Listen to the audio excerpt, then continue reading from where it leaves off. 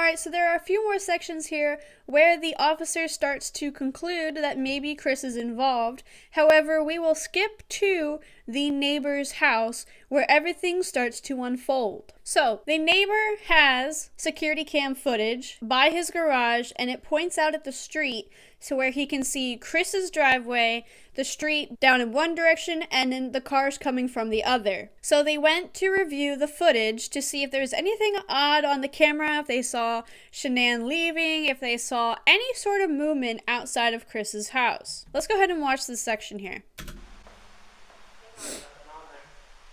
What's that? Nothing on there. My camera. Lay down. Loaded my stuff up in my coolers, my water jugs, my book bag, my computers, some of the tools that I have in the toolbox. I knew I was going to have to do some pumping unit rubbers today. That's why I was out so far.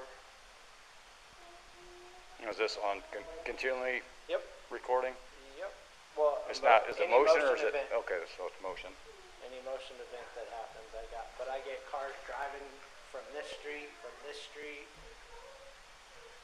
and this is him at 517.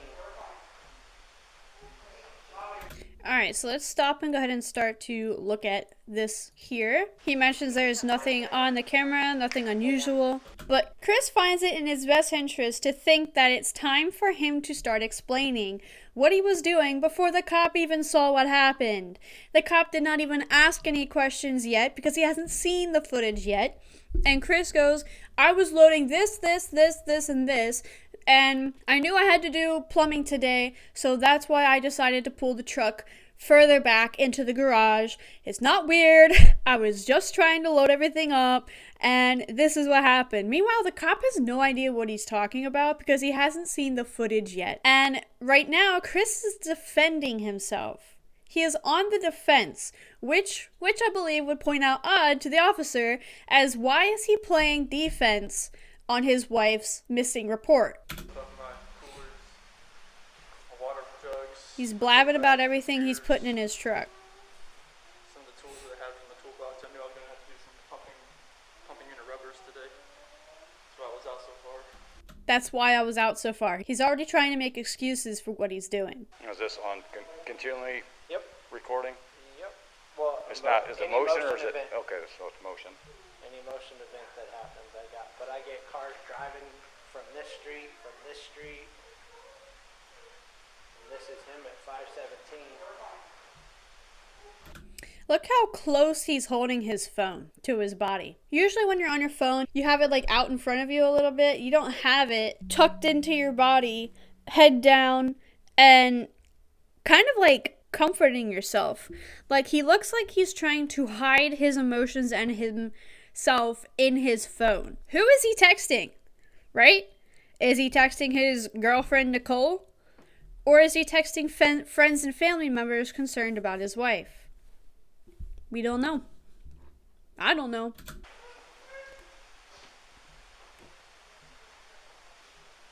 Usually park out there on the side. I just want to get everything back in.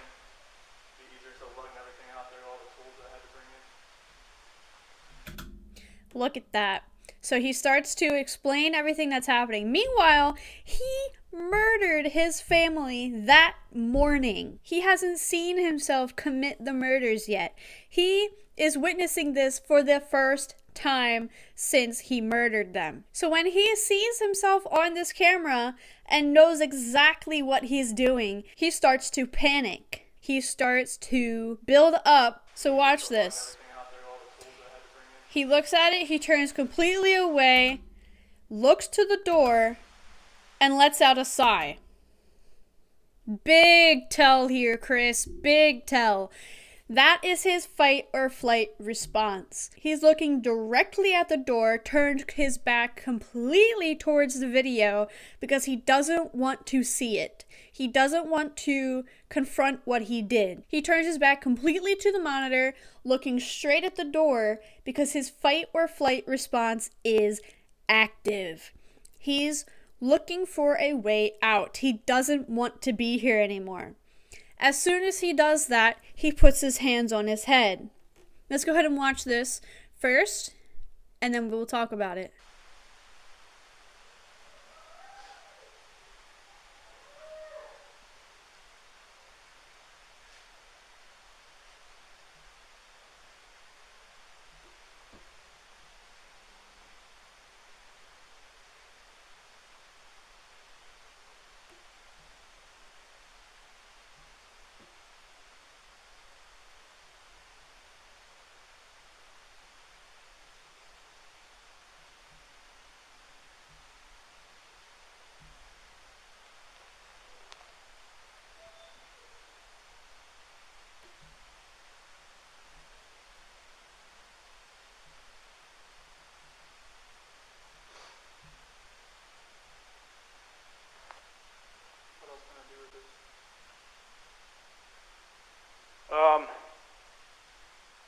My detective just showed up, so he'll probably want to talk to you. He'd probably, like I said, he might have you call at the bank and see if there's any kind of activity.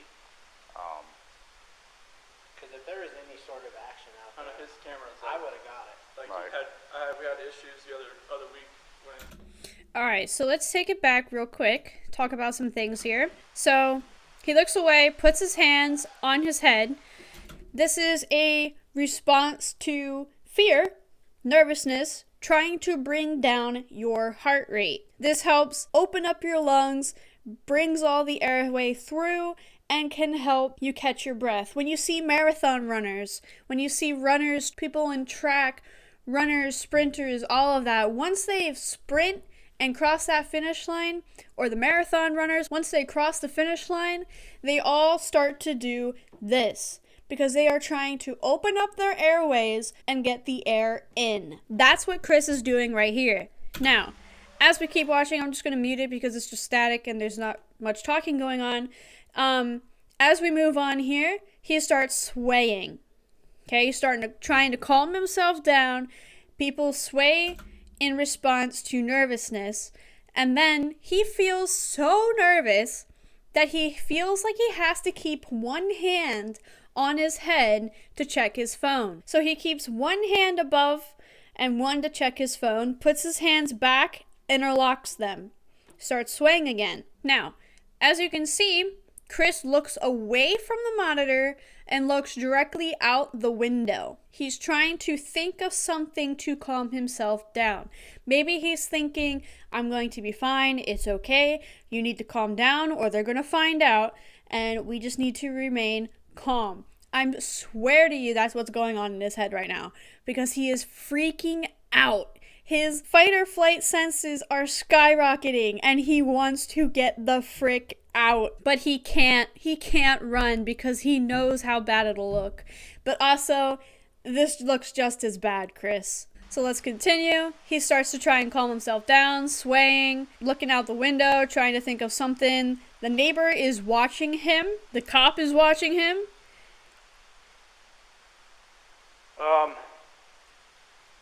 My detective just showed up. I'm pretty sure he says, what do we do now? What else can I do with this? What else can I do with this? That's what it sounds like? My detective just showed up, so he'll probably want to talk to you. He'd probably, like I said, he might have you call at the bank and see if there's any kind of activity. Because if there was any sort of action out On there, his cameras, I would have got it. like Right. we had issues. His glasses fall off of his head from the sweat that is being formed out of that anxiety feeling. So the sweat knocks down his glasses. The other Another sign. people were stealing stuff out of like garages and stuff like that, and I had parked my truck I right had here. to park right here. Yeah. So I just want to point out also, back here, I'm pretty sure you can see him breathing. Watch his chest.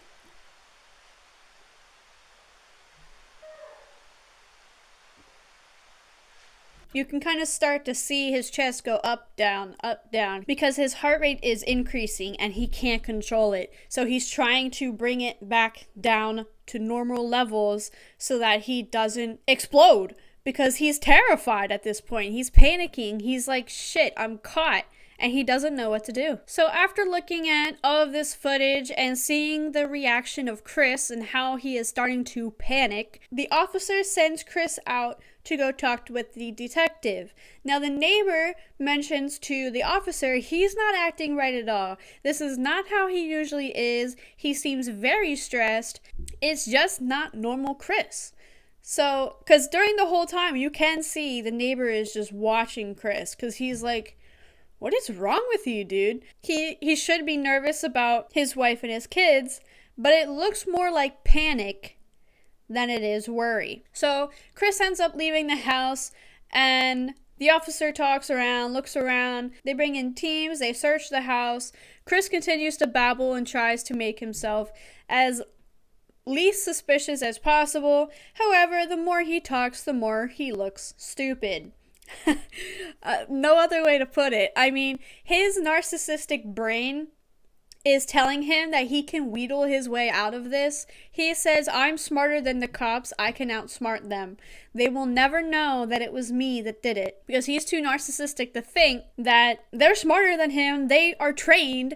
They know what to look for, and he looks guilty as hell. They still have yet to find out whether or not Chris is involved in this moment. In the next episode, we will be looking at the interviews, the lie detector test, and the talks he had with his father while being in the visitor's room in the precinct. So this was just a little bit of his body language. If you want to check out the full video, you can. It is over here on, again, True Crime Troy's channel. Has everything absolutely time-stamped out so you can find everything important. So if you are watching and enjoying these Psych Reacts videos and want to see more, be sure to drop a like down below. Let me know what you thought down in the comments. Hit that subscribe button and turn on post notifications. But as always, thank you guys so much for watching. I truly appreciate it, and I will see you tomorrow. Peace!